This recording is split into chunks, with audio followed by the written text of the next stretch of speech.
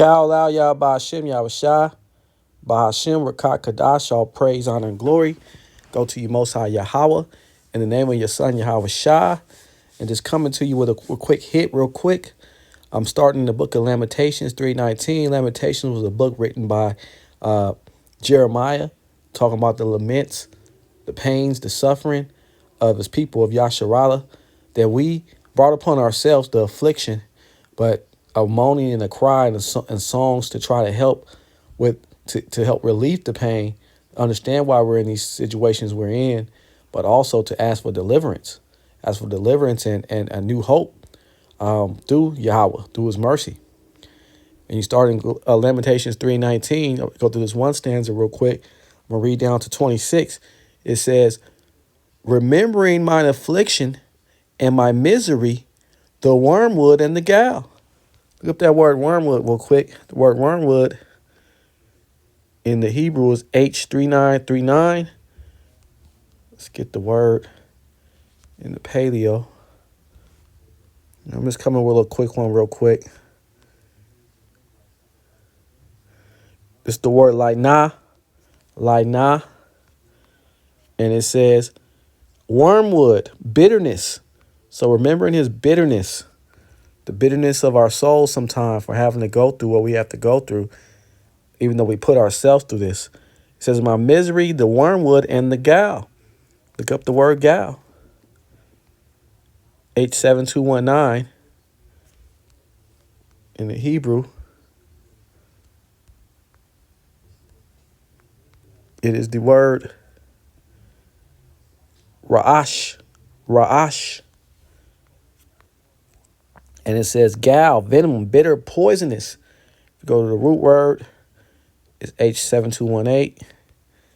And it says head, top, summit, upper part, head, the height, the chief. So it's talking about the gall, the chief, the pain, the top pain that we're gonna feel. It says, my soul, in verse 20, my soul hath them still in remembrance, and is humbled in me. Because, once we start to realize what we did against the Most High Yahweh, and how we continuously been against him and his word as a people, that bitterness starts to firm, because we were the apple of his eye. And we're returning into that, but we have to go through the affliction of what we done. Just as Yahawashi had to go through the affliction as well for the people, we're going to have to experience it as well. And this is the chief type of bitterness that we're going to feel. This is the height of it all, and it's coming more in the form of Jacob's trouble. And it says, and it brings a humbleness to you. It brings a fear, a deep wanting to please your power. Verse 21, it says, this I recall in my mind, therefore have I hope. But it also brings a hope, an expectancy, because we know that the Lord is not going to say things and not going to put things forth that are not true. We trust in the word of Yahweh, which is Yahawashi. We have faith that he's going to deliver Israel. We just are confident of this. We know it. It says, it is Yahweh's mercies that are not consumed, because his compassions fail not. We realize that this is just for a temporary time, and that his compassions, his love, his mercy, his kindness is always going to be on the nation of Israel. You so-called African Americans, you so-called Native Americans, you so-called Latinos, and you speckled-bird Israelites that look like other nations, but you're coming into the fold. You understand that the Spirit is working with you. You're looking to repent. You trust in the name. You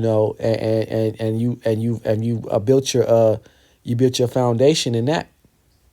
It says in verse 23, they are new every morning. Great is thy faithfulness. Every day, every morning, you're going to get a new feeling of hope and of I call it pleasure of the Father, because you're doing what you're supposed to be doing. You're looking to him. You're not trusting in the ways of the world anymore. You're not getting caught up in the rat race of this world. You're here just for the time being, because we have to go through the suffering of it all. But you know that there in the end, what's going to happen.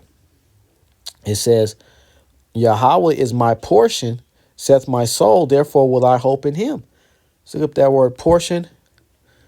My portion is H2506.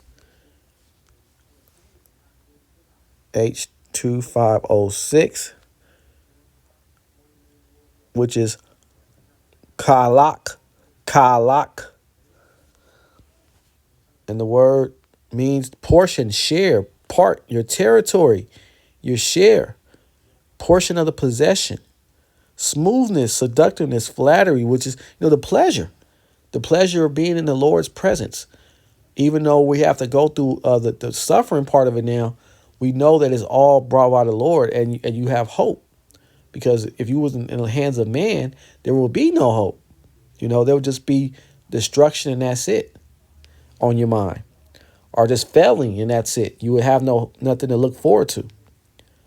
Kalak, the root word, to divide, share, plunder, a portion, assign.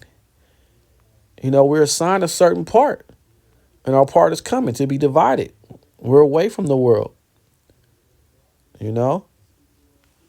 He's tempting us, and on the right side, I don't like to use that word, but and he's flattering us through his word, through what's going to come, and keeping us intact, keeping our eyes focused on that more than the seduction of the world.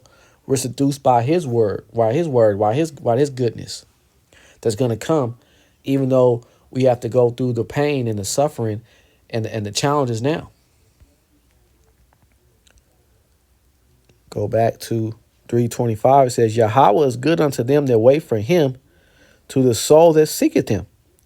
It says, it is good that a man should both hope and quietly wait for the salvation of Yahweh. And that's what we're doing. We're holding on, being quiet with it, waiting on the Lord as these things start to pop off more, and we start to see the world starting to change, the wicked continue to be revealed.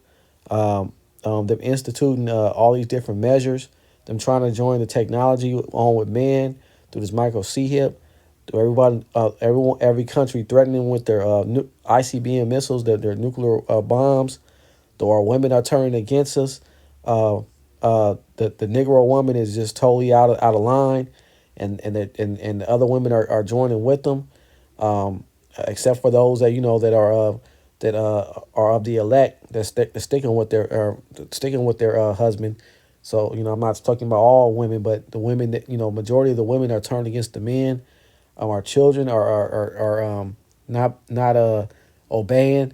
All these different things are going on, but the men of the Lord are staying focused on the hope, the expectancy of what the Father has told us is going to happen. So I just want to come up with a quick lesson real quick. With that, just want to give all praise, honor, and glory to Yahweh, Bahashem, Yahawashi, Bahashem, Rakakadash, double honors to all the apostles, elders, teachers, preachers, priests, bishops that came before me and taught me this truth, starting with the apostles and elders, a great millstone, who are the true prophets of Yahweh, Bahashem, Yahawashi, whether you like it or not, who were taught by their apostles and elders. And shalom to his holy elect. Peace be to you next time. Yahweh.